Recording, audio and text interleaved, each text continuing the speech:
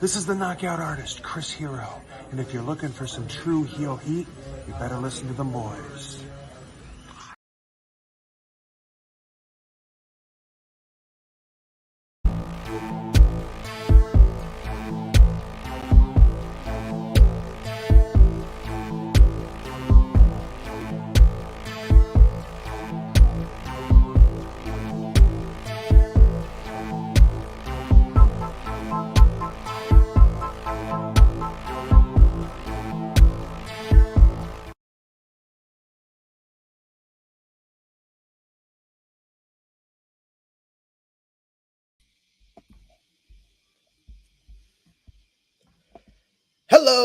Hello. It is me, your True Hill Phenom, SP3. We are live on the True Hill Heat YouTube, Twitch, and Twitter for our NJPW World Tag League and Super Junior Tag League 2022 Final Roundtable Review. We are here to discuss the final night for the World Tag League and Super Junior Tag League from on Wednesday, December 14th from New Japan Pro Wrestling. So, of course, I am here with the master of ceremonies when it comes to the past, present, and future of NJPW here on the True Hill Heat YouTube channel. He is J-News. Good morning, good afternoon, good evening, ladies and gentlemen. It's your brother J-News, and we're back at it again, man. We're here talking about that Super Junior Tag League, that World Tag League, that surprising night of December 14th, where there was just a lot of stuff I did not believe happened. Wow. It hit the hearts. One of them hit the heartstrings, and the other stuff was confusing. I'll say that. Quick synopsis there. We want to hear from all of you joining us. We appreciate y'all joining us a little bit earlier for one of our live streams here at 10:05 a.m. Eastern time. So I know we're going to have some people coming in a little bit late joining us here, but we wanted to join y'all here live to talk about the show from Wednesday, the final big show from New Japan Pro Wrestling of 2022. It's been quite the interesting year, J-News, and quite interesting news going on in New Japan Pro Wrestling or regarding New Japan Pro Wrestling. So I'm going to get right to that before we even get to the show. We talked about it on True Hill Heat 204. We're going to talk about it some more on True Hill Heat 205 tomorrow with special guest Kate Elizabeth of Fightful. We're going to talk about Sasha Banks and New Japan Pro Wrestling. So the first report was last week from PW Insider, reported that New Japan Pro Wrestling was bringing in Sasha Banks for Wrestle Kingdom 17 on January 4th at the Tokyo Dome. Then Fightful Select as well as Wrestling Observer confirmed that news, with Dave Meltzer later confirming that New Japan not only has Sasha Banks agreed to appear at Wrestle Kingdom 17, but she's agreed to multiple dates with New Japan Pro Wrestling. And Dave Meltzer reported that she is getting a figure that is more than what Chris Jericho was making for New Japan Pro Wrestling during his big run from 2018 through 2020. So a lot of big news coming out of that. Fightful Select then had a further report yesterday where they detailed that Sasha Banks and WWE had officially been done for months now. They had negotiated her exit from her contract months ago when Raj Giri of Wrestling Inc. first reported that Sasha Banks was done with WWE and that her deal with New Japan Pro Wrestling is a go, and that it was basically negotiated and confirmed by the end of November.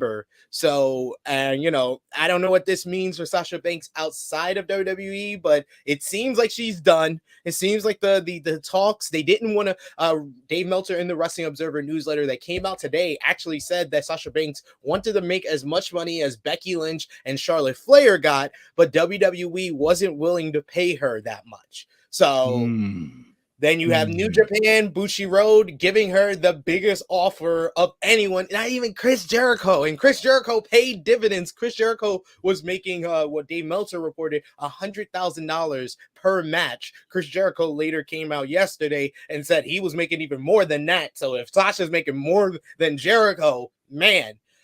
So what do you think about all this news, and what does this mean for New Japan Pro Wrestling possibly putting their hat into the women's wrestling world, it seems, with this big acquisition here?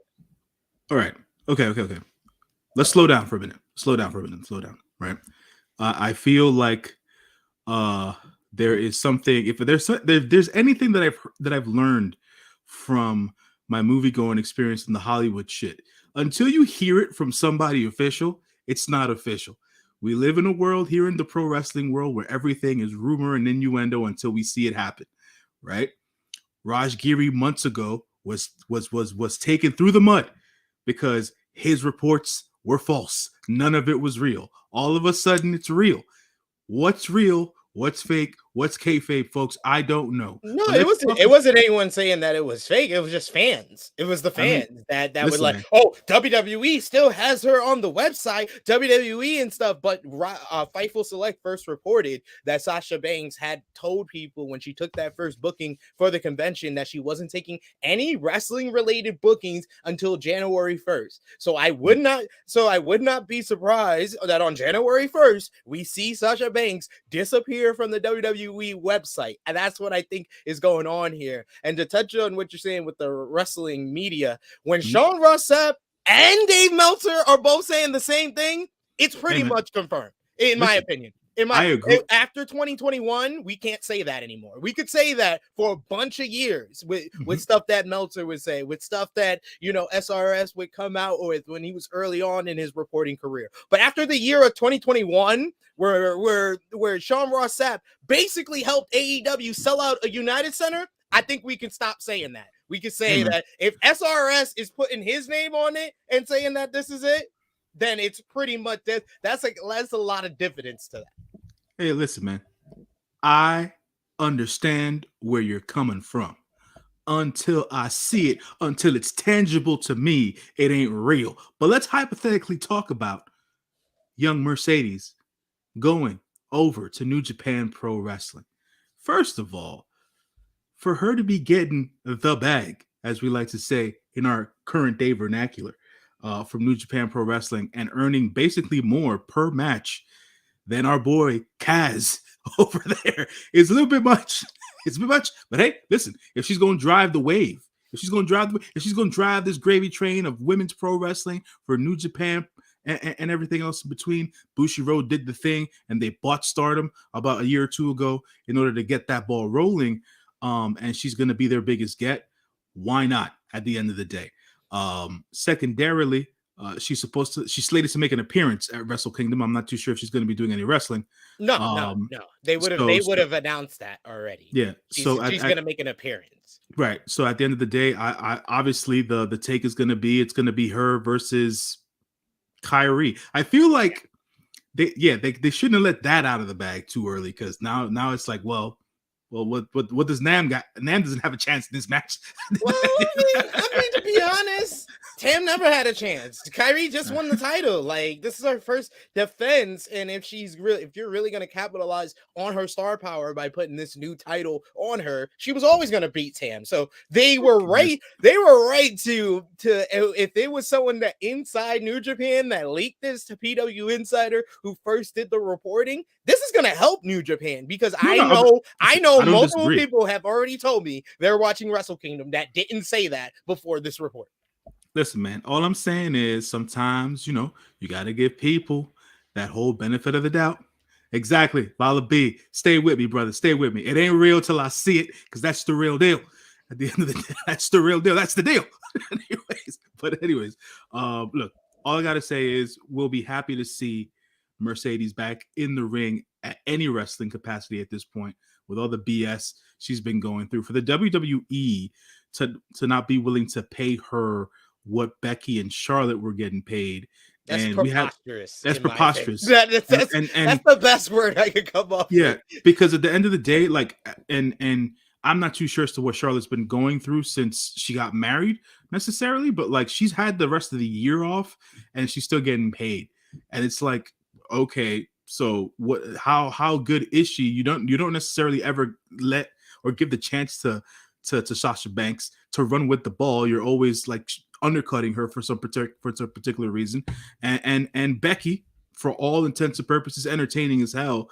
If she didn't get punched in the face, she wouldn't be where she's at. Listen, that's my take, and I'll the own man, that. the man.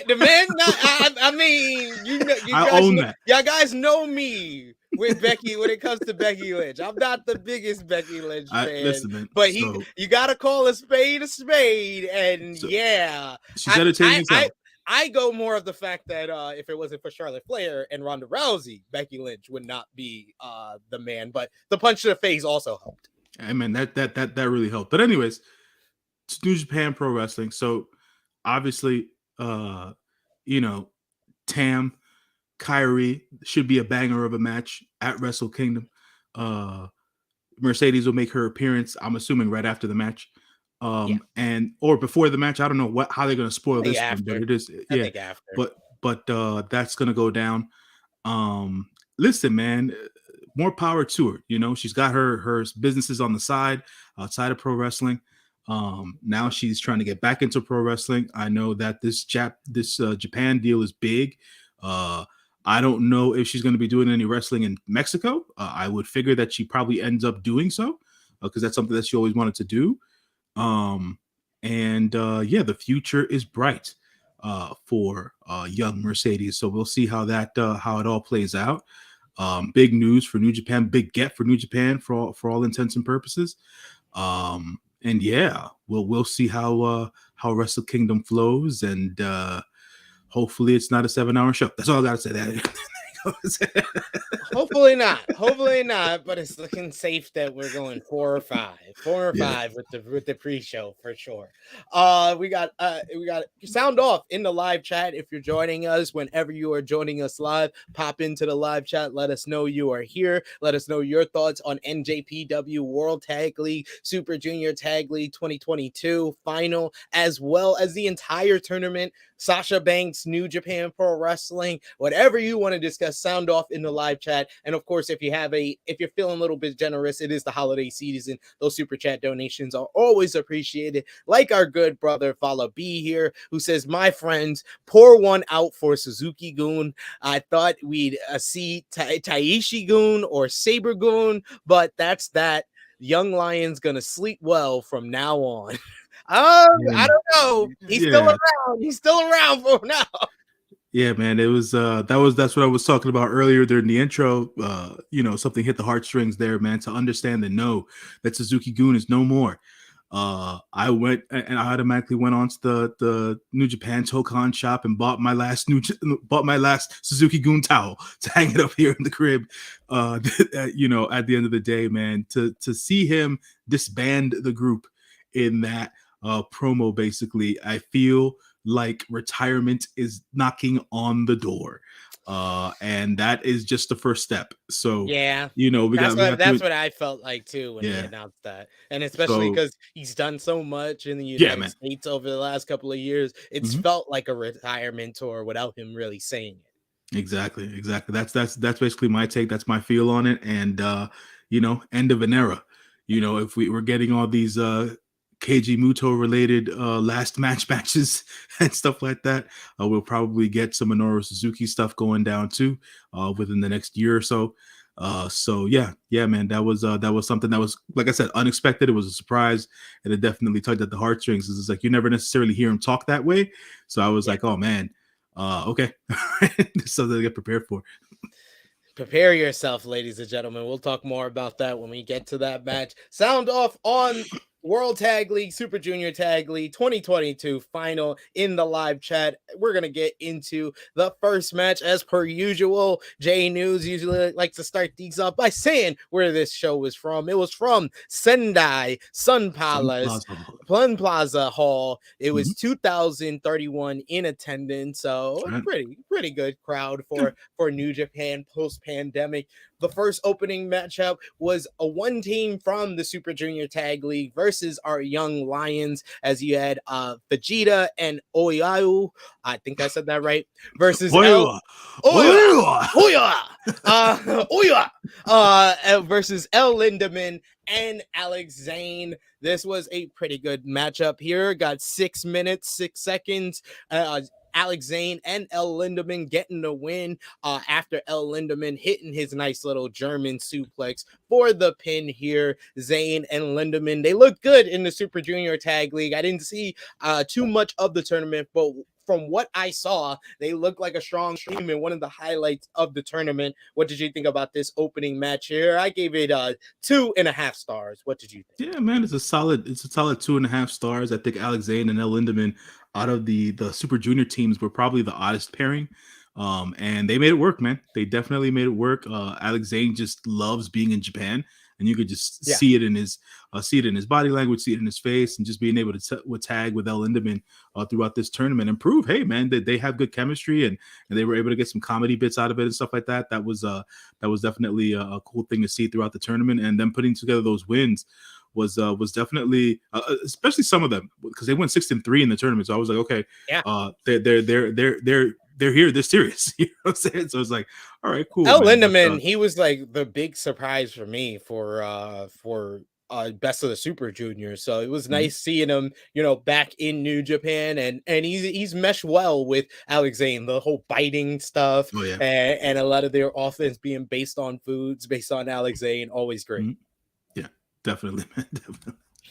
Let's move on to our next contest here. It was some more tag team action as you had another Super Junior tag team, Kevin Knight and Kushida versus a team from the World Tag League in Shane Hayes and Mikey Nichols, TMDK. I am now referring. I have multiple names and I need you to pick one for Kevin Knight and Kushida. So it's either Time Jump, okay, because of yes. Kevin Knight's height, yes. hops, or you give them nighttime, nighttime or Time Jump. I'm going with Time Jump. I like that. I like it.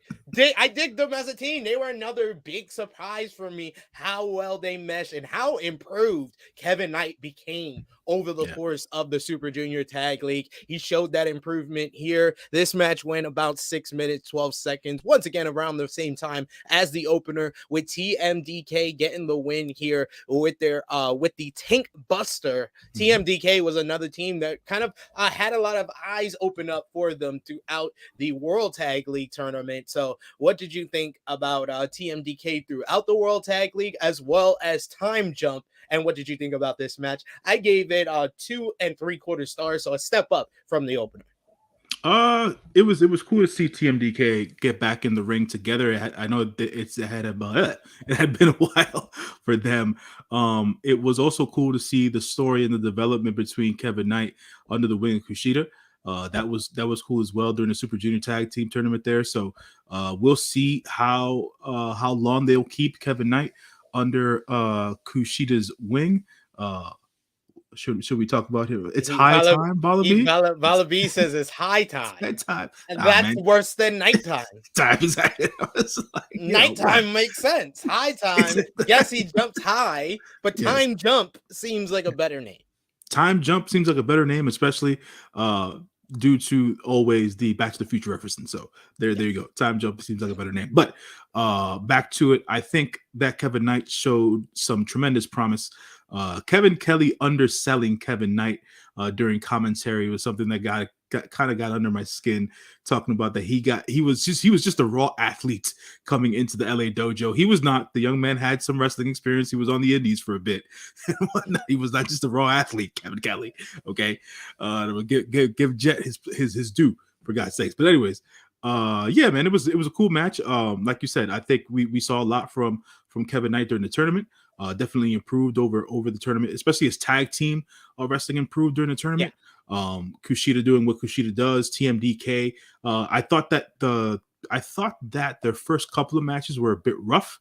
From not a chemistry standpoint, but like the way they put the match together. But then after like the first two matches, I think that they put the pedal to the metal and they were able to do things as well as they were used to doing them. Mikey Nichols looked like he had a little bit of hitch in his step half the time, so I'm not too sure if he's wrestling injured or not. He seems like the best way I can describe Mikey Nichols for someone who's never seen him, he looks like Roderick Strong, but he works like a 7-footer. Yeah. Yeah. He's not as crisp or as fast as Roderick Strong, but yeah, he looks like him though. If from far away, especially, damn, I was like, man, I could have told you that was Roddy, and I would have believed it. I feel you, man. I feel you. But, TMDK gets the win here. They had a strong showing throughout the World Tag League tournament themselves. I really was looking forward to that Aussie Open versus TMDK match towards the tail end of the tournament. They didn't disappoint there. So it was good to see them on the card here and not in a jumbled tag team match. So this was good to see. And they got the win, so maybe they're in for some type of push. And they had a strong record throughout the World Tag League, especially with commentary emphasizing that if they would have won on the final night, they would be in the final. So I think they kept them strong throughout. Next, we had the third match on the card. You had the United Empires, Francisco Akira and TJP, the IWGP Junior Heavyweight Tag Team Champions, teaming up with Aaron Hanare and Great O'Khan to face Tiger Maz, Robbie Eagles, Alice Coughlin, and Gabriel Kidd.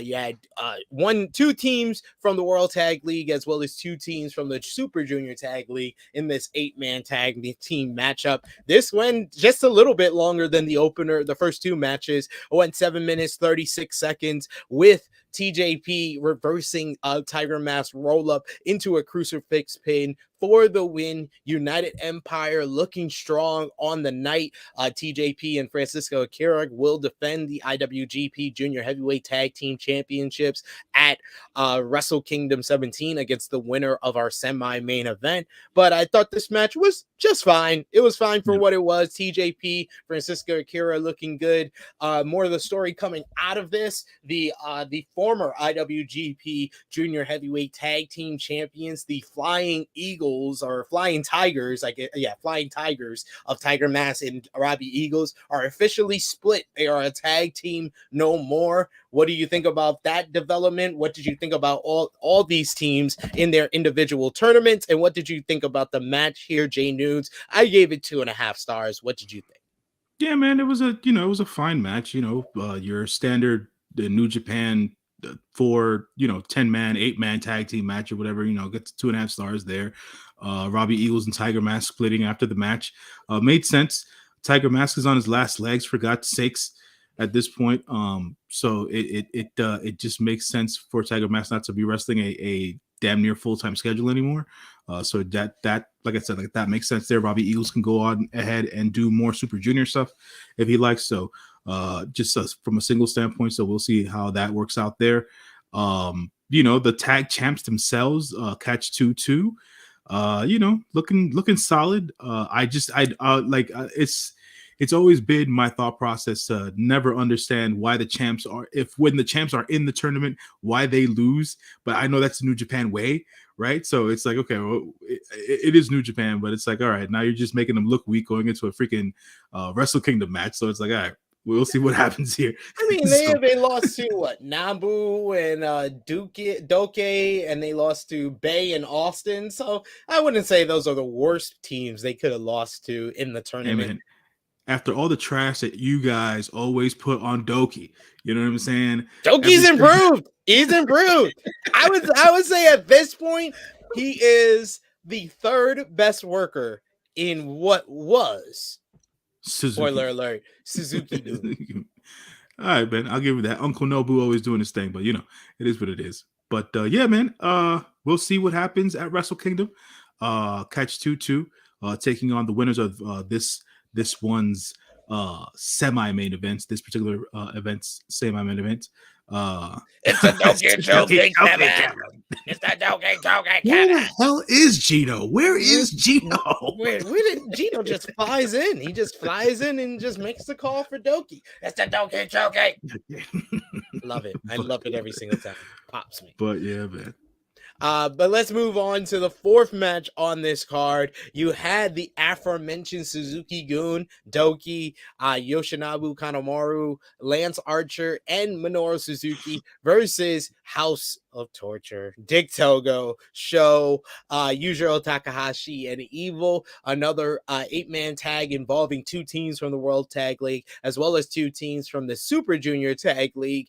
This one was very quick. It was mostly a brawl and Suzuki-gun kind of outsmarting the House of Torture, and really the story of the tournament, both tournaments for the World Tag League and Super Junior Tag League for House of Torture, was all the House of Torture tricks don't work anymore. And Suzuki-gun shows this in this match that just went under 5 minutes with Minoru Suzuki hitting the Gotch style power driver on Dick Togo for the win. Suzuki-gun getting the victory. And then after the match, Suzuki cutting an emotional promo talking about his relationship with all the members of Suzuki-gun and saying that it has finally come time for all of them to go their separate ways, and that at the end of the year, Suzuki-gun will be no more. Since 2011, this stable started and has gone through New Japan, Pro Wrestling Noah, all of Suzuki's various appearances in various promotions, as well as his tag team with Lance Archer in AEW. But Suzuki-gun is no more. What was your thoughts watching that and finding out that one of your favorite stables is done? You know, man, like I said, it was sad, bro. It was sad because, you know, it back in October, we got to watch Suzuki live here in the city, and it's always such a fun experience watching him deck out whoever's in the ring with him at the end of the day. So that's always cool. But like when he was making the announcement, he was going through the promo in the ring, I was like, man, this is step 1 in retirement, brother. I'm feeling it. It's coming down to the end. The group now disbanding, and him saying what he had to say about each individual wrestler and their relationship with them. I was like, oh man, why now? Why now? And I was like, but you know, it is what it is, man. Everybody's gotta set their own path, and we'll see how it all breaks down from there. Glad that he was able to get the win with the Gotch style power driver on Dick Togo with that. I didn't feel like the disbandment of Suzuki-gun was necessary. I felt like the disbandment of House of Torture is more necessary. Yes. But at the end of the day, agreed. If there was going to be one stable in this match that needed to disband afterwards, it should have been fucking House of Torture. Everyone hates House of Torture. Yes, very much so. Yeah, I gave the match itself 2 stars. It was what it was. It's a House of Torture match. I don't expect the House of Torture match to ever get above 2 stars. It's like a regular match getting 5 stars. It should be very rare that House of Torture gets over 2. Let's go to the 5th match on the card, as it was Los Ingobernables de Japón's Titan, Bushi, Sanada, and Tetsuya Naito versus Wild Hips, Clark Connors, and Ryusuke Taguchi, as well as Beat Bop tag team, Toriano and Hiroshi Tanahashi. I will add, I love the Tanahashi slick back here. It looks phenomenal. He looks like Naomi Campbell back in like the early 90s. It's great stuff. You had Taguchi trying to pose with LIJ once again and getting beat up as a result of this. This was your typical LIJ match. It's fun, it's entertaining. This one didn't go too long. It went 8 minutes 40 seconds with Tetsuya Naito hitting Destino.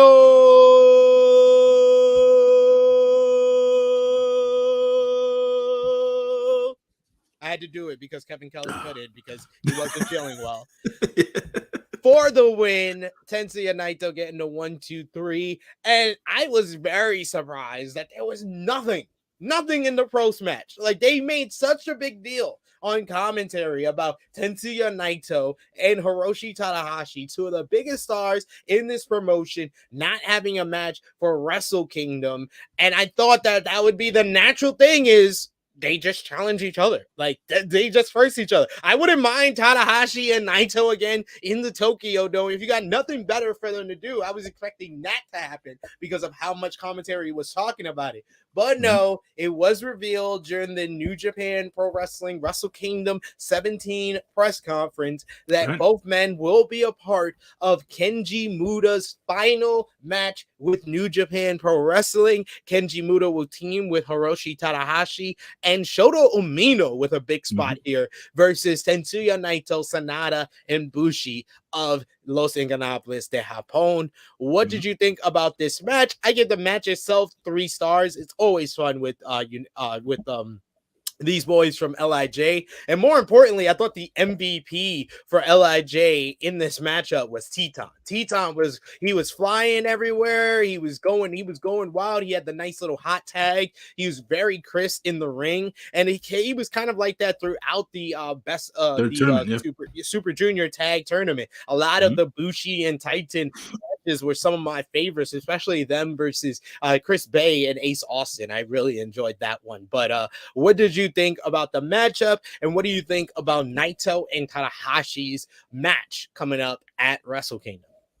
Well, at the end of the day, to your point, Naito and Tana needed something to do for Wrestle Kingdom. You couldn't have Wrestle Kingdom without Tanahashi, without Tetsuya Naito.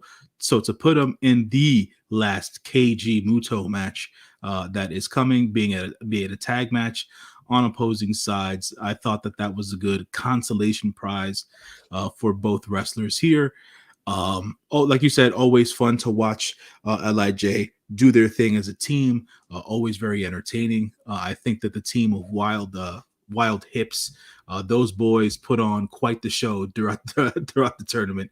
It was always interesting to watch their worst matches of the. They had some of the worst matches. They had some of the worst matches. I'll say that. But at the end of the day, their pre-match antics were always funny. So if it wasn't for House of Torture, they would definitely have the worst matches of Super Junior. Sure. Definitely don't watch showing Dick Togo versus Wild Hips. Oh God bless you if you do. That was a bad one, but it was basic match there between LIJ and whoever it is that they're facing, because they're the ones who always carry those matches. To your point, Teton, the man. MVP of this match, the man was showing out, making sure that he was worth his medal here at New Japan Pro Wrestling, and he wanted to make sure that people knew that he was the newest member of LIJ and that he belongs in LIJ, and that he did. So good for Teton in the tournament. We are Teton fans here.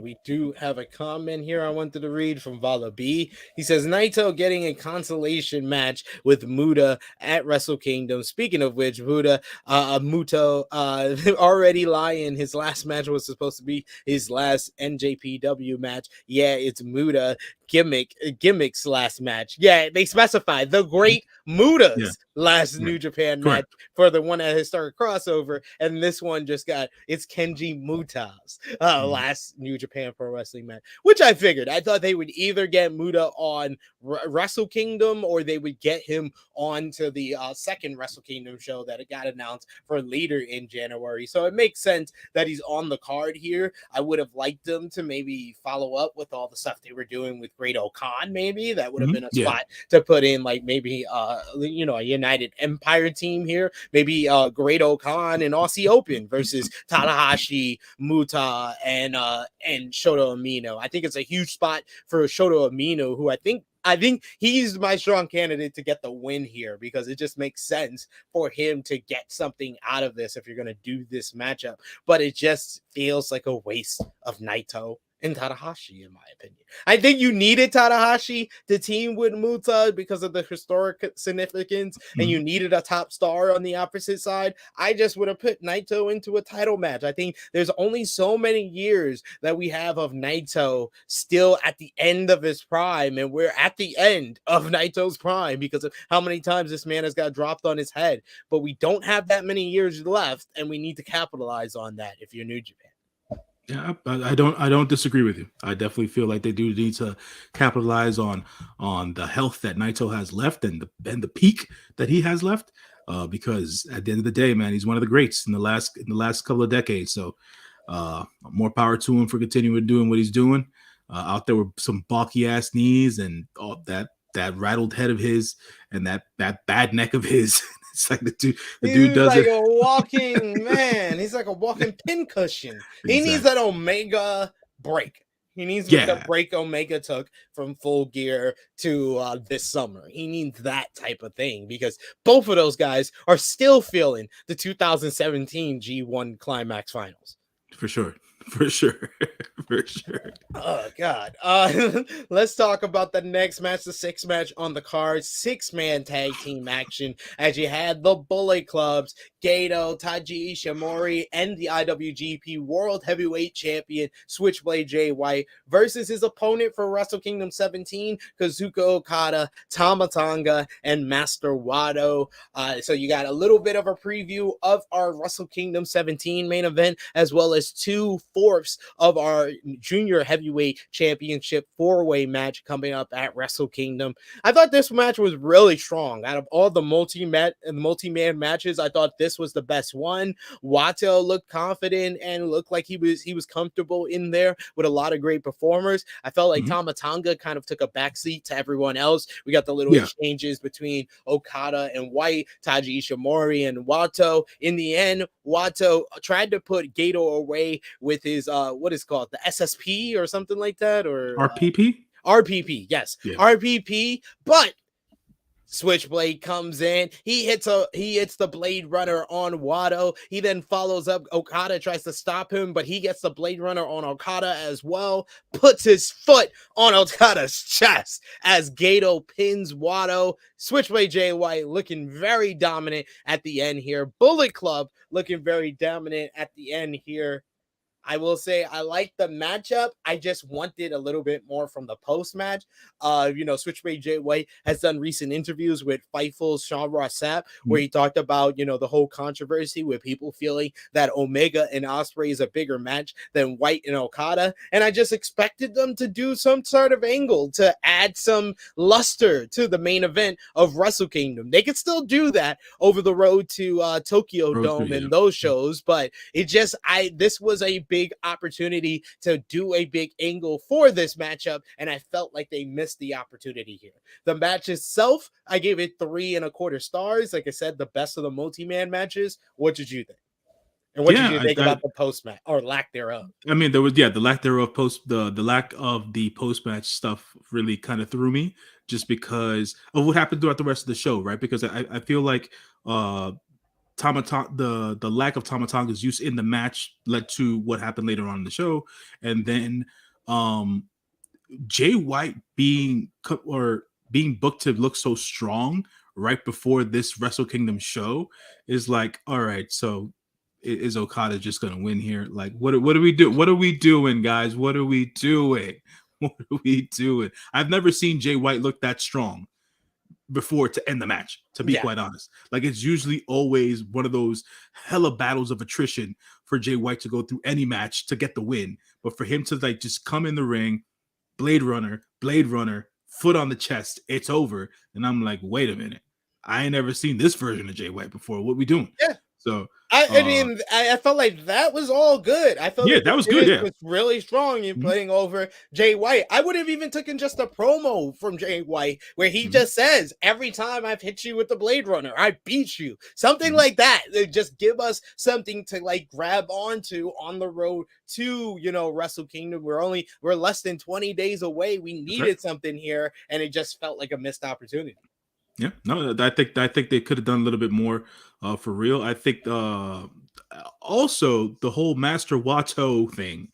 Follow me bringing up Wato getting pinned when he's like the least over person in this 4-way. It was like that was a choice. That's what I'm saying, because they made him look so strong, as in he pinned Taiji Ishimori, he pinned other juniors in this 4-way. So it's like, he pinned Hiromu in that tag match at Battle Order. He pinned Hiromu, and it's like, and now you let him just get dropped and the slide pin by Gato. It's like, what the hell are we doing here, guys? What are we doing? How are we really booking this? Do you want the kid to go in there strong? Is he still crawling his way to the Grandmaster? What are we doing? What are we doing? Inching I don't know. his way to the Grandmaster. Oh man, it's tough. tough. It's tough. I just want a little bit more from Okada and White. I am looking out for the road to Tokyo Dome shows. Hopefully, they do something there. And then, it's not impossible that they will, because I remember Omega and Okada, the main angle that they did on their road, their match was on the Road 2 show when Omega hit the One Ring Angel off the apron on Okada through the table, and the table became the key, and the One Ring Angel not being hit became the key to that Wrestle Kingdom match. Right. So let's talk about this 7th match on the card, the only title match on this card, the Never Openweight Championship being defended for the first time here at the World Tag League Final by a WWE superstar, as Machine Gun Carl Anderson defended against Hikuleo, the match we were supposed to get at Battle Autumn before Carl Anderson no-showed and instead went to Crown Jewel. This match was about Hikuleo using his strength and his size advantage, while Carl Anderson tried to attack the leg and break down the big man. In the end, Hikuleo took out Gato. Looked like he was going to put away Carl Anderson with a chokeslam, but the Machine Gun reversed it into the gun stun to get the victory in this one here and successfully defend and retain the Never Openweight Championship here. This match, though, it was not good. That's the best I can say. It wasn't good at all. It was not good. I gave it a star and a half. Yeah, I will do. So first things first, we just covered the fact that the match wasn't that good. I don't know who to put that on, because I think that Hikuleo was trying his best in this match. Yeah, I definitely put it on Carl Anderson because he didn't put in any effort. Yeah, like I feel like Carl sandbagged this shit, and that's usually not a thing. The good brother always gets into the ring and does what he has to do, but I don't know what happened here.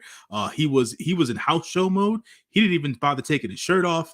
Like, this was a bit much. I think it plays into this whole what's going on thing with him and New Japan. But I'll say this is one of the surprises of the show that I was talking about earlier for me. I didn't feel like Carl was supposed to win this match, but now with Carl winning the match and going into Wrestle Kingdom, we'll talk about the post match in a minute. Just with Carl's win here, I was surprised at that, because that means that WWE now has a extended period of time to create some sort of a relationship with New Japan here, being that Carl's going into the biggest show of New Japan's year at Wrestle Kingdom, and there's going to be a WWE contracted star, and there's going to be a former WWE star on this show as well, with Mercedes Veronado, not necessarily knowing as to how this is all going to play out here, but it seems like they're playing in the same sandbox here. SP3, will we see some sort of a mega super show down the road? I don't know. But this might be. I very much doubt it. I think that this is a case of Machine Gun Carl Anderson agreed to dates with New Japan Pro Wrestling. So when he came to the table to negotiate his WWE deal, he made sure that they knew he had to do this. He didn't want to leave New Japan, high and dry. I'll give Carl Anderson credit for that, but don't then do the dates and not put any effort in because you don't want to get injured and don't want to risk losing your money for your big payday in WWE, because that's what it felt like. It felt like he just came over to do the date and phoned it in. And that's not good for a guy like Hikuleo, who's so young in his career, who has great potential. He needed a strong matchup here. And I think that was the point of New Japan putting Hikuleo into this feud with Carl Anderson. Carl Anderson was such a reliable hand for them for so long. And even his previous matches with New Japan, I thought the match with Tama Tonga was good. I thought the match with Tanahashi was fine. But it just didn't feel like this much of a phone-in like this felt. Yeah. I'm not going to disagree with you there. Man didn't even bother taking off his shirt. Didn't he take off his shirt in his previous 2 singles matches? He did. He did. Yeah. It was. That's it how was you know that it's like Naito. Yeah. It's like Naito or Omega in New Japan. Whenever they wore their shirt, that means they're phoning it in, and that's what Machine Gun did here. Yeah, man. Unfortunately, and him going into Wrestle Kingdom versus Tama Tonga, is that the proper way for him to drop the strap? I don't know, to be quite honest. But I mean, we'll see what happens at Wrestle Kingdom. I'm not too sure how many dates Carl has left on that deal. Oh, and let's talk Yeah. about this post match here, because Okay, sure. Carl gets on the mic. He says Mhm. he's the greatest never open weight champion of all Yeah. time. All this stuff. He says no one can touch him. So Tama Tonga comes out. They get into a brawl with each other, and Tama Tonga, the fucking challenger, goes for the gun stun. He gets blocked, and Carl Anderson hits the gun stun on him, and then tells you, "I'll see you at Wrestle Kingdom." What? Mhm. Like after like what we said with that multi-man matchup where Tama Tonga was the person who did the least, and that's in a matchup with fucking Gato. He did the least out of everyone in the matchup. He needed to at least look strong here to make a stand and say he's the top contender for the Never Openweight Championship. But he gets laid out, he still gets the matchup. What is New Japan thinking? Like, I don't know how they booked Tama Tonga, who's been on a roll for New Japan throughout 2022 as a singles performer, and since he became a babyface, this was like his weakest performance yet, and they named him for his biggest match yet. Heel versus Carl Anderson for the Never Openweight Championship at Wrestle Kingdom 17. What did you think about this post match? Yeah, I didn't understand. I honestly didn't understand. Just based on the fact that Tama didn't get too much action in the previous tag match, for him to come down post match, I would have figured beat Carl's ass, do the belt spot as they usually do, right, or whatever. They didn't do that. They let Carl phone it in during his match versus Hikuleo, and then hit the gun stun on Tama Tonga. I guess Tama Tonga is going to be fighting from under in this particular regard. If that's the way they're figuring the booking, he'll be the underdog going into this. I don't know how much sense that makes with like you said, with the role that Tama Tonga was on. But we'll see. Carl, I expect a lot better from you, good brother. This is not something that I would have figured would have gone down. Hopefully you give us a great match at Wrestle Kingdom. Take your shirt off or go to the gym. I don't know what you got to do, brother, but do something. Do something, man. Do something. You got the bag, understand, but once you get the bag, that doesn't necessarily mean you have to stop working.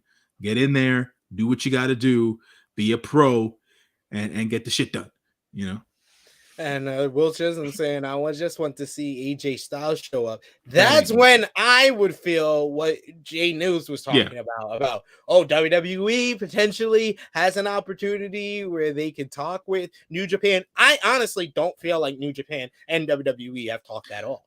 Because of that the Battle Autumn Crown Jewel thing. I think it is more of Carl Anderson has a deal and dates with New Japan that he brought to WWE instead of WWE talking to New Japan and working out when Carl Anderson was going to go over there. There's no reason for them to book him for that Hikuleo match at Battle Autumn if there was a line of communication between the two promotions. Yeah, and you can me now looking back at it, right? Because usually Carl gets seconded by the Big LG, and the Big LG wasn't there either. So, for all intents and purposes, I booked myself into a corner in that particular case, but it is what it is at this point. But we'll never know. We'll see what happens at Wrestle Kingdom at the end of the day. If Carl drops it, fine. If he doesn't, and it becomes a bigger angle, then we'll know. But Big LG's absence at the World Tag League final show, I think was a big sign there in that regard. It would be cool, Will, to see AJ Styles make an appearance at New Japan Pro Wrestling. And I'll take me and him too. Throw me in. You bringing all the WWE women over here. Bring me a Yim as well. Hey, why not, man? Make it a whole show. Make it a whole show. And at the end of the day, if they do anything to disband the Judgment Day, we'll all love to see the good brother himself, young Finn, make a return to New Japan at some point in his career before it's all said and done. But hey, that's just me hypothesizing at the end of the day. Who knows? Your hypothesis. Your hypothesis right there. There you go, ladies and gentlemen. The hypothesis, according to J-News.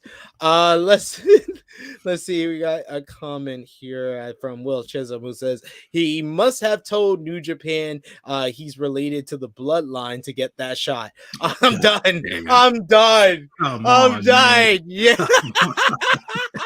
Great comment, Will. Great comment. That was gold. Come on, man. Come on.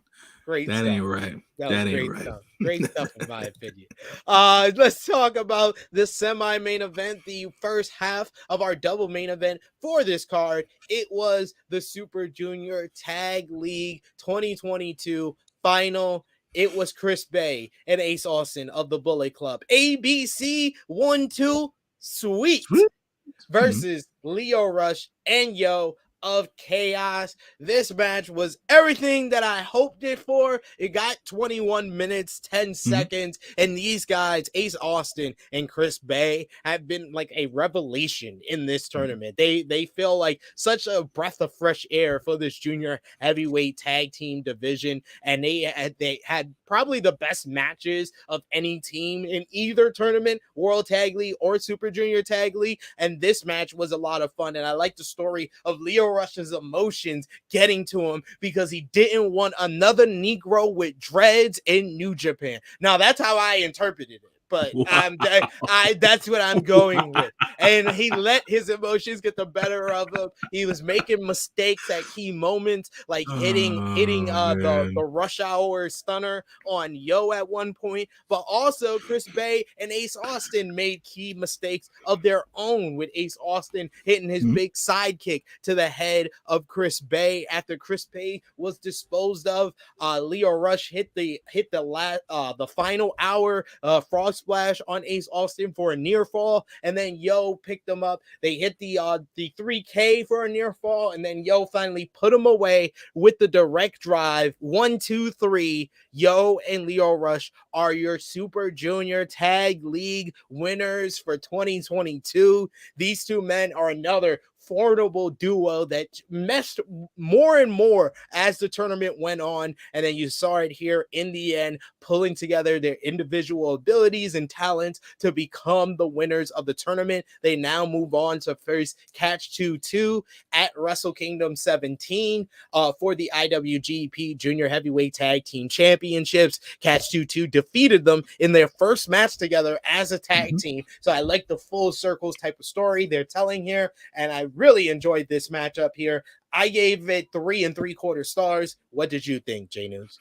I thought that this was to me it was a good match. It was a very, really good match. To take what you were saying about ABC 1-2 Sweet, I thought myself that the tag team of Yo and Lio Rush was the tag team MVPs of this particular tournament. These dudes from match 1 were on fire. Like, that match versus Catch 2 was that match of the night for a couple of days for me. And I was like, yo, these dudes are a new tag team. For them to even put on that sort of a match and look so cohesive as a new tag team was super dope. They had a lot of great matches during the Super Junior tournament as well, along with the guys from the Bullet Club. So, they showed out, man. And I liked to see that because the Super Junior tag division has been so weak in recent years. To get these two new teams in there, along with Catch 2 being the champions and them being so dominant the last couple of months, it's been a good thing to see for New Japan in that regard. Lio Rush getting the opportunity finally to come to Japan and prove his mettle and do his thing, and he's doing his thing, and he's being a pro and being a part of Chaos and doing everything that he's been doing. Look, man, I've had my bouts with Lio Rush. We all know this. It's a matter of public record at the end of the day. But I'll give him that. I'll give him that. He showed the respect that he needed to show to the locker room and the fans of New Japan, and being able to put on the type of matches and the type of shows that he did. Good work on you, kid. Good work on you. So I'll give you that. And the match did not disappoint. I look forward to more matches with Chris Bay and Ace Austin. I don't watch enough Impact. You know what I'm saying? I just don't watch enough Impact. I need them on a bigger platform. Not to say that New Japan's a bigger platform, but I need to see more of these guys. So I wouldn't mind them working like the old young buck schedule of doing these tournaments, doing these tours throughout the year in 2023. You know, Best of Super Juniors, World, the Super Junior Tag League. I could see them coming over for maybe some big shows as well. But I do feel that they do have a strong future in Impact Wrestling because of this tag team now being a thing, especially last night on Impact on Access TV. The Motor City Machine Guns defeated Heath and Rhino to become the Impact World Tag Team Champions. I've seen Motor City Machine Guns against ABC 1-2 Sweet, and it's great matches. I could see them being the team to dethrone the Machine Guns. All right. So we'll see what happens for them in the future. The bright futures for both of these guys. Great athletes, great wrestlers, good, entertaining quips here and there. So hopefully we'll see more from ABC 1-2 Sweet in the future. Let's talk about the World Tag League 2022 final, our main event of this show, as it was Aussie Open, as predicted by us, making it to the finals against last year's winner, the 2021 World Tag League winners, Bishamon, Hiroki Goto, and YOSHI-HASHI. They really gave this match a bunch of time and built it to some big moments, some key reversals. You had Aussie Open using their tag team expertise at various times. Kyle Fletcher definitely impressed me in an individual sense in this matchup, showing off his athleticism and his agility.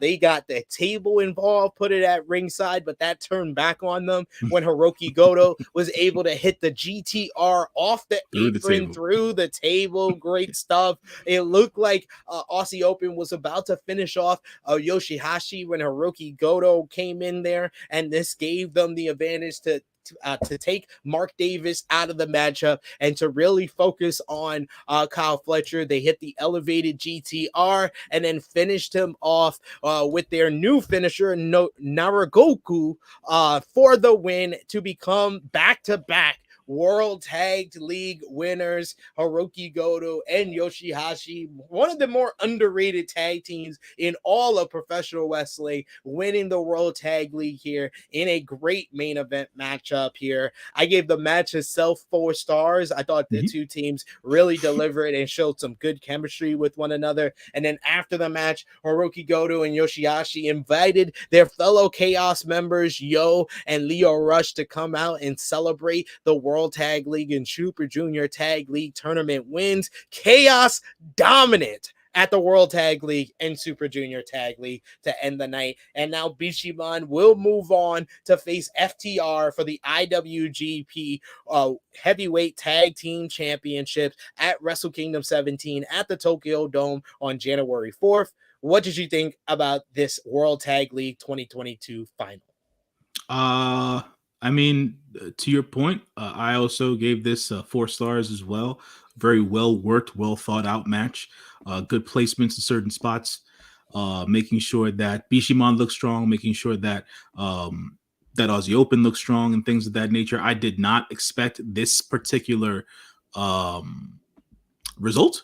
As you know, I picked Aussie Open to win the tournament. They did not win the tournament. To Vala B's point here, that he made the comment in the stream. I guess they feel that they had to have the FTR versus Aussie Open or rematch at the Yokohama show, do that. which makes sense, obviously, to bolster the show on the 21st of January. We will see how that all works out. For whatever it is right now, I have this feeling that FTR, they're dropping gold. I think we're seeing the end of the Roman Empire. We're gonna see FTR lose all their gold. It started with the Briscoes at Final Battle 2022. By the way, Dave Meltzer earlier today in the Wrestling Observer newsletter gave that 5.5 stars, one of the highest rated tag team matches of all time. They lost the ROH World Tag Team titles there. I think they'll lose to Hermanos Lee, Dragon Lee, and Dralistico in AAA for the AAA tag team titles at the end of December. And I think they will lose the IWGP Heavyweight Tag Team titles either to Bishamon or, if Vala B's prediction is correct, to Aussie Open in Yokohama. Yeah, for whatever reason, I feel like they might drop the gold to Bishamon here. Being I that think they're New so. It is, yeah, yeah. because they're the New Japan tag team. Not saying that Aussie Open is a New Japan proper, but at the end of the day, it just being that they're coming off of that World Tag League win, it just feels like they'll get the win over FTR, and then if Aussie Open wants to get the rematch and get the revenge win from the tournament on Bishamon, they can do it there at the Yokohama show. I just feel like, unfortunately, and this is hard for me to say, I feel like FTR dropping gold, they're on their way out, and that's so hard for me to say, man. It's I hard for mean, me to if they're say. gonna do that, I said this, I believe, yesterday on AE Ramble. Check it out on demand when we're done here with Jimmy. I think that they should lose all those titles and then Revolution take advantage of the reports, because it's something that AEW has done before, using reports and rumors online to their advantage, and they do titles versus career, FTR versus the Acclaim at Revolution. Yeah, man. I mean, them losing to the Acclaimed, I think it was a week or two ago or whatever on Dynamite. It left a sour taste in my mouth. Yeah. Look, I know everybody loves the Acclaimed. I get it. It left a sour I taste get it. in your mouth. I You're get it. ridiculous. Listen, The I left sour taste. FTR marks. I hate y'all Listen, FTR marks. Y'all look, can't and take then a loss. Y'all swear y'all can't take a loss at all. It's Young Bucks are working against us. Oh, this team, we're so much better than this team. Why are we losing to this FTR, man? I swear they at can't the lose to end of anyone. at the end of the day, the most decorated tag team of the last 2 years not being able to gain those AEW tag team championships with the reign, right? It was all about the booking with the reign of all the gold. And that being the case and their contracts being up soon, I was like, man, can we not do the whole writing on the wall thing, folks? Like, this thing is getting on my nerves. If they go back to the WWE and they get underserved, it's all They about the deserve bag. it. They deserve it. It's all about the fucking They bag. deserve it. Then they lie. They lied to us. If they leave AEW and just go back to WWE, they lied to all of us, because it's not about their legacy. It's not about deserving more. You could say, oh no, Triple H is there. It's so much different. What tag team outside the Usos has benefited from Triple H's booking? I'll wait. Women, men, I'll wait, because it's about no one in 5 months. Right. We before we would say, oh, it's only been a month. Oh, it's only been 2 months. We're going on half a fucking year, and he hasn't pushed one goddamn tag team to feel it's on the level of the Usos. And that's okay that you want to build the Usos as the greatest tag team of all time, but there has to be another tag team that we can see that's gonna come up. And yes, it's probably Kevin Owens and Sami Zayn, but that means all the other tag teams have to be underserved. You don't have tag teams. Don't have the Viking Raiders. Don't have the Hit Rows. Don't have the Legado del Fantasma. Don't have the Alpha Academy. Don't have Street Profits. Don't have Judgment. All these fucking tag teams are under fucking served under Triple H in the past 5 months. Yeah, man. I don't know, man. I don't know. Look, at the end of the day, they can eat losses. I'm not saying that. It's just I think it's just that WWE road, man. That path. I just it is what it is. Whatever, man. We're talking about that shit way too long. But the fact of the matter is, Bishamon, they're in the driver's seat here going into Wrestle Kingdom 17. They will take on FTR. I feel like Bishamon's going to take those titles away from FTR. Then they'll have the rematch against Aussie Open. Aussie Open might get the revenge win from them in the Yokohama show. That's the way I'm booking it going forward. If it turns out different, great. If FTR stays out of the WWE and they stay with AEW and they just go down a different route and they just tell better stories, well, I think they're the best storytelling tag team in wrestling right now. But if they just continue to tell these great stories and tag team matches, fantastic. But I just gotta see. I gotta see it because I'm just not feeling it right now. So that's more or less my take on it. We shall see. We shall see. But that brings us to a close on the World Tag League 2022 Super Junior Tag League 2022 final. J-News, I did want to ask you before we wrap up with these two tournaments, give me your top 2 matches of the World Tag League, top 2 matches of Super Junior Tag League from what you saw. Oh man. And I said this during my Patreon reviews. The World Tag League stuff underwhelmed the hell out of me, and I'll continue to especially for this year in 2022. I'll continue to drive that point home. Super Junior Tag League was where it was at. Way better. They had some fun matches. It was always entertaining stuff, especially on their individual nights. Their individual nights blew World Tag League out the water. Yeah, man. From a World Tag League standpoint, well, I'll take the World Tag League Finals. I think that this match was one of the better matches in the World Tag League tournament overall. Aussie Open versus Bishamon, and I'll also take Aussie Open versus TMDK. I'll mention those 2 matches from a World Tag League standpoint. It's still stuck with me till this day. That first match that Catch 22 had versus Yo and Leo Rush, one of the best matches I saw during the tournament. And then I'll also give it to those BC boys, those Bullet Club boys, the match that Bullet Club put on versus Leo Rush and Yo. Brothers, thumbs up all around. Y'all did the damn thing. So I'll mention those 2 sets of matches there. What about you, SP3? Yeah, I would say ABC 1-2 Sweet versus LIJ, Teton and Bushi. That was a lot of fun from what I saw. I also enjoyed Yo and Leo Rush versus Kushida and Kevin Knight.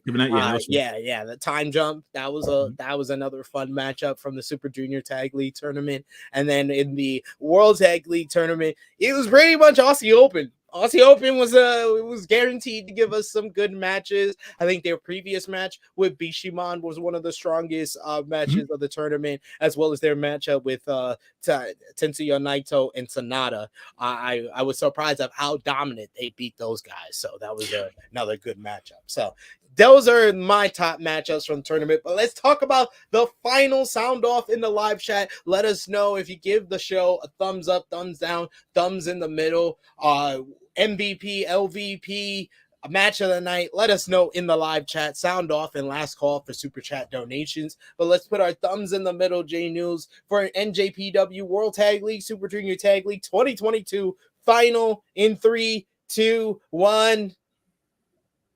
Thumbs in the middle from both of us.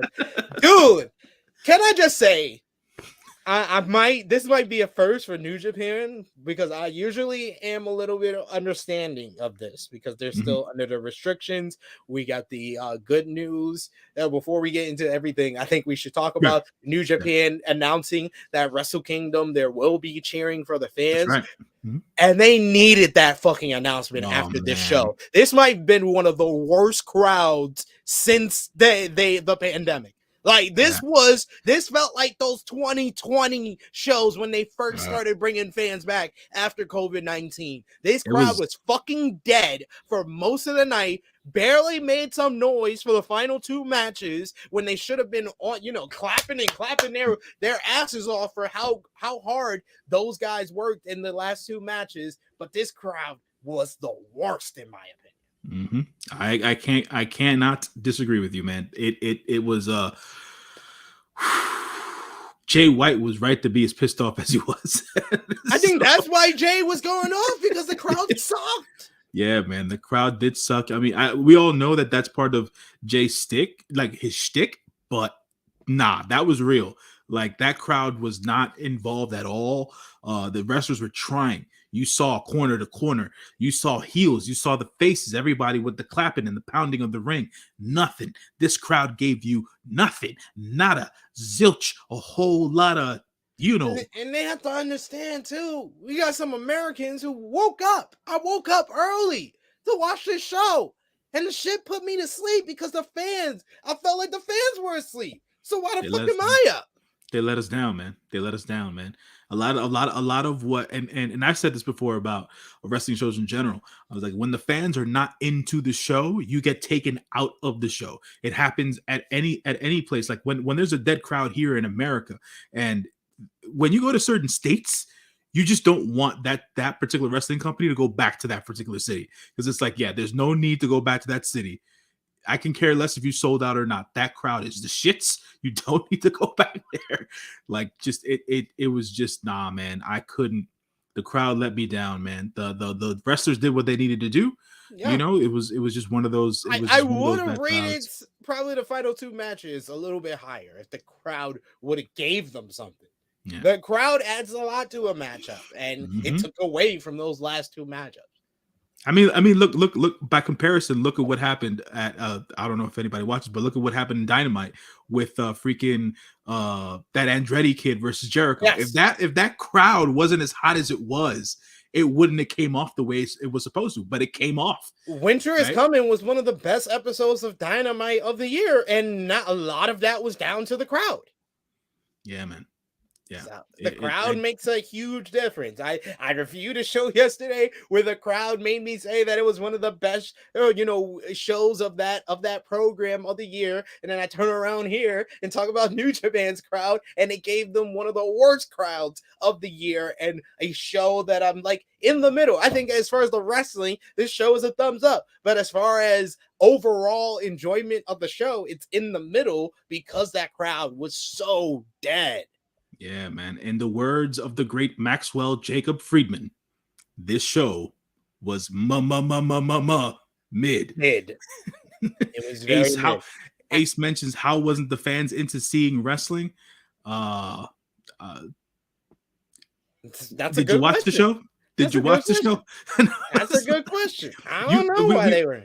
Because the thing about it is like, when you watch a New Japan show, you know that the Japanese crowd is much different than the North American crowd, but you understand as to when they're into the show. Like, there were certain moments during the show where you heard the crowd gasp, and I was like, oh, so they are paying attention. But then it's like the silence of it and the non-clapping and the non-feet stomping, and I was like, well, at least if you're not cheering, you still get the interaction of the physical presence, like I said, the clapping and the feet stomping and stuff like that. But it wasn't going down that way at some Plaza Hall for whatever. A lot of it was just quiet. It was just silent to a lot of what was going on. So, out of 10, what did you give the show, J-News? I mean, it's mid. It's a 5. It's a 5. I think I'm a little bit more generous because of how good the final 2 matches is. I'll give it a 6. I'm going by the Jimmy Macaram style of thinking that you have to get over 65 to pass and get a thumbs up. But let's move on to match of the night. J-News, who was the match of the night? Oh man, shoot, match of the night. I'll give it to the Young Boys, man. I'll give it to Lio Rush, versus ABC 1-2 Sweet. So that will be the match of the night for me. And like I said, Lio Rush, man, keep doing what you're doing, brother. You seem to be on the steady.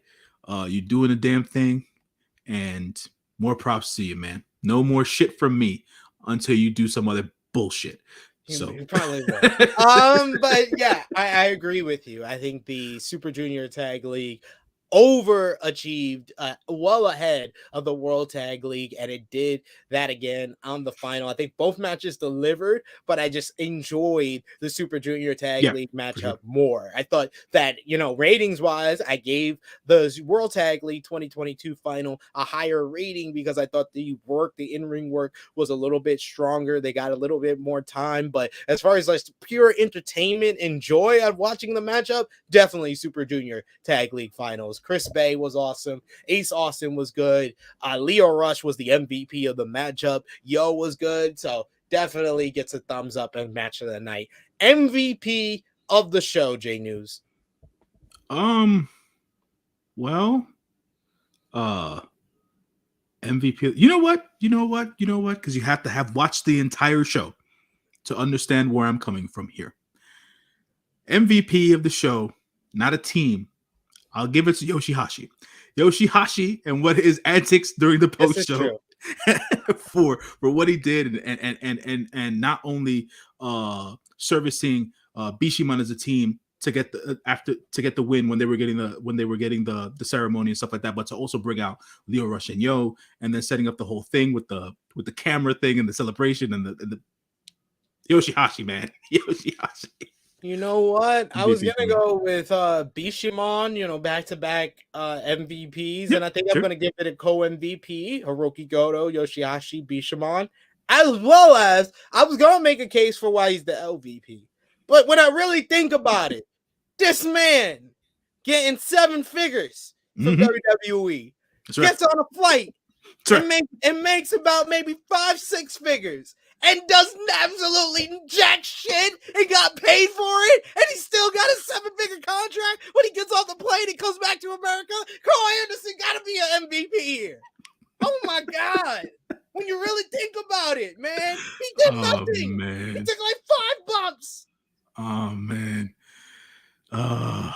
If it wasn't all about the scratch, brother. If it wasn't all about the scratch, I don't know what it's about. LVP for the show, J-News. LVP. Man, LVP. I usually, you know me, I usually give it to the House of Torture Boys, but I think the LVP in this situation is more the grand scope loss of Suzuki-gun as a faction. I think that is the LVP of the show. Understandably, all good things come to an end, but it was sad for me to even have to deal and listen to the King talk about the disbandment of Suzuki-gun. That particular moment is the LVP for me, just because we're now on the road to retirement for the great King of pro wrestling. Leave the memories alone. Don't change a thing, 'cause I want you here where I used to be. Leave the memories alone. Don't change a thing, 'cause I want you here in my memory. Absolutely. Just put me on the YouTube and just put a picture up of Suzuki-gun. I sing it so well. Please don't copyright strike us. I know I did that very well. LVP for the show, I gotta go with Hikuleo. He got the biggest match of his career and got absolutely jack shit from it. Biggest match of his career, he got jack shit from it. He lost, got passed aside. This man's gonna be in the New Japan Rambo at the Wrestle Kingdom. Like, yeah, he's the LVP. Oh, and he was in the worst match on the show. Golly. And he doesn't have a 7-figure contract when he comes back to the United States. No, he doesn't. No, he doesn't. I'm very logical with this LVP MVP debate here. Oh man. Okay. Man. Yes. Not y'all. SP3 is giving Carl Anderson MVP because he showed up. He is, not me. Yo, him. I'm sorry. Him. I'm sorry. Let's think about this. You got a nice cushy job. You just got a raise from your job, and they say you got to go on. You made a trip before you got the job, and you went over, made the trip after you got the job, and then got another 6 figures. They gave you a check for like $90,000 for you to spend. And you just showed up and you had to do some work for a day and you did nothing. You barely worked. You did about 12 minutes of working. You didn't even take your shirt off. You didn't put on the uniform. You barely put on the uniform. Then you leave. You get the win. You get the win as well. They tell you good job on your days at work. You did a good job at work. Then you get back on the flight. You go home. And you still got your raise and your new job, 7 figures. That's MVP. He just showed up. Yeah, he wins MVP. Who made the most money on this show? Carl Anderson, MVP. Oh man, I just yeah, I got nothing, folks. I got nothing. Hikuleo LVP makes sense to me. J-News, thank you so much for joining us for our NJPW World Tag League. Wait. Shouldn't we run down the Wrestle Kingdom card just so everybody knows as to what to expect on January 4th? We are gonna run down the Wrestle Kingdom card on the official preview. We gotta do an official preview. That yes. might I mean, I don't know what your schedule is looking like. We got Wrestle Kingdom on a Wednesday. I was thinking maybe Monday morning, January 2nd. If you're free, we can do it then. Yeah. I'll put that into my schedule. Make sure that the Google Calendar gives me a notification and reminder, as it does for all of these things, and we'll do the official Wrestle Kingdom 17 preview.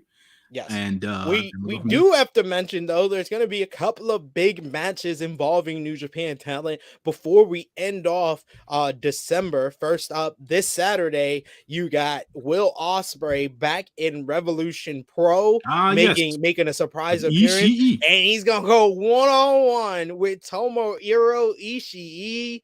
Are you gonna catch that? I know you're a fan of UK wrestling. Rev Pro is probably the best indie in the UK. What do you think about that match?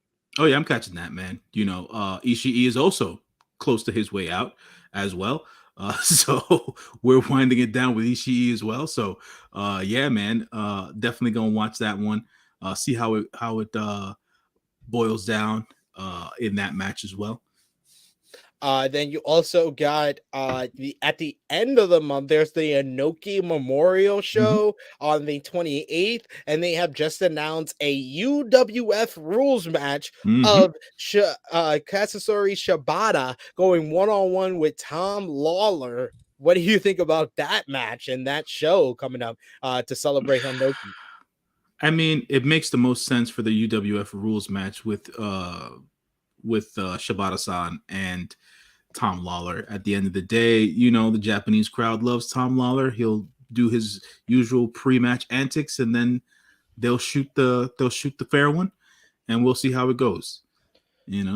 I just realized we got to do a double taping. We'll do a live Wrestle Kingdom preview on January 2nd, but we also we said we were going to review Shinsuke Nakamura versus the Great Muta from the Pro Wrestling Noah show. This is true. So we'll do that for Patreon. That'll be for the Patreon backers.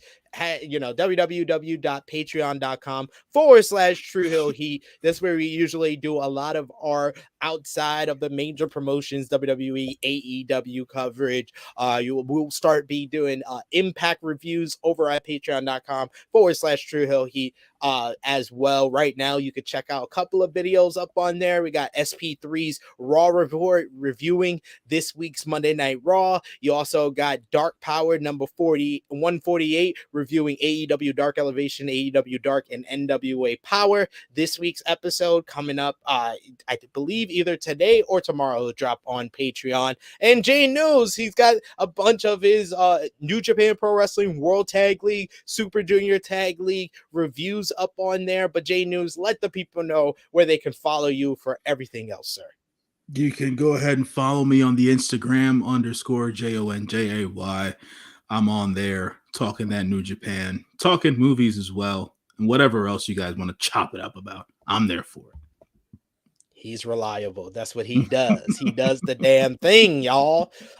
You can check me out. Follow me at True Heel SP3. I'll be back on your YouTube screens coming up at, I believe, 1 p.m. Eastern time over on the Believe in Pro Wrestling podcast YouTube channel. Myself and Rick Ucchino talking about all the crazy news from this week. Mandy Rose released from WWE. Someone needs to clarify that shit to me. What the hell happened there? She posted some very provocative content on her fan time page that got her fired. It's one thing to say provocative. Other people are talking about some real going down on that page. Hey, to be fair, I ain't seen no JJ from the pictures that were supposed of me. So me neither. If it's just ass shots and top nipple shots, I mean, I've seen crazier stuff. I know most of it was leaked, but I've seen crazier stuff from wrestlers before.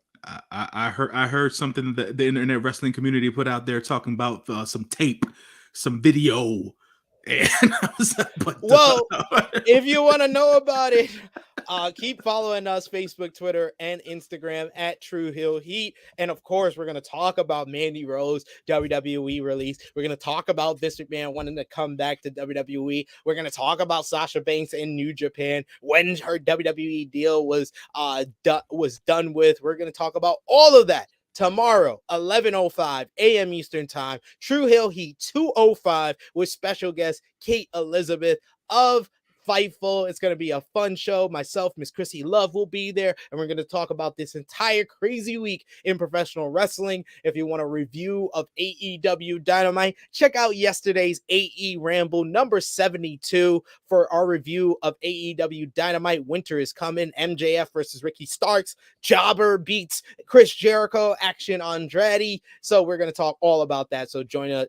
Check that out on demand right now, as well as my exclusive interview for True Heels BTR with Impact Wrestling's own Eddie Edwards. We talk about his crazy year in Impact Wrestling or his time in Ring of Honor. Would he return to Ring of Honor, Honor No More, plus much, much more. Just check out all those videos up right now on the True Heel Heat YouTube channel. I want to thank J-News. Myself and him will be back with you live January 2nd for our NJPW Wrestle Kingdom 17 preview and predictions. So join us live for that one. So for J-News, it is me, your True Heel Phenom SP3. This has been our NJPW World Tag League Super Junior Tag Final Roundtable.